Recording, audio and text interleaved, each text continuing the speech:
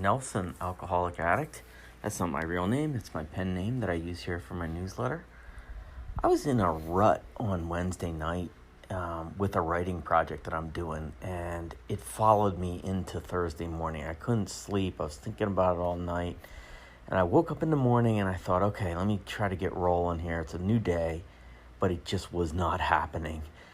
Sometimes writing can be a really beautiful but also frustrating thing, because some days it pours out of you. It's just like sort of magically happens, and then other times there is nothing to pour. You just sit there and stare at a computer screen, and it can be tough. And by about 9 a.m. that morning, I was getting pretty grumpy, pretty edgy, barking at my kids, traipsing around the house with my fist balled up, just so frustrated. Like, come on, like, click into place here. Come on, brain. And then something incredibly helpful happened. My basement flooded.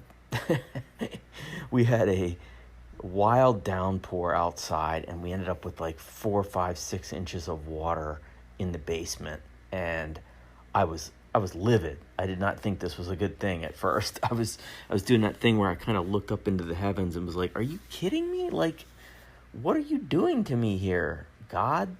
And my wife and I, we started busting our asses to lug the water out of the house and pour it out in the backyard. And our neighborhood, it was practically a pond. It was just bonkers. At one point, there were some neighbors down the street rowing a boat down the street. I mean, I'm not exaggerating, an actual boat roaming the streets of my town. And so for a half hour, I went up and down the stairs with empty cat litter tubs full of just stank ass basement water.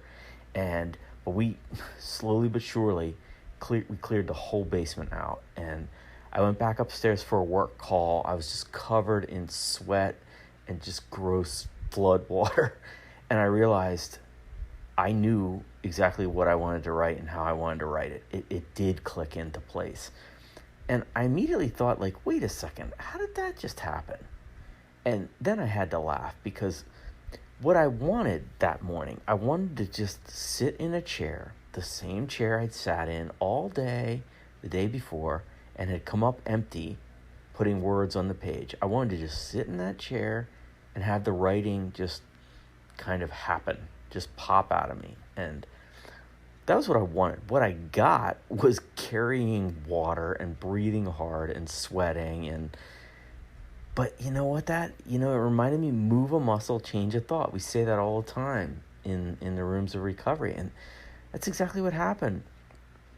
Isn't it funny, again, how if you're trying to live a sober life and try to do the next right thing, try to do spiritual things every day, even if you're not in the best mental space, if you do all those things, sometimes the universe hands you exactly what you needed. And sometimes it's not something you think you needed. No way would I have come up with like, hey, clouds, do you mind dumping 6 inches of rain on my house this morning? I need to lug maybe 50 gallons of water out of the house. I think that would help.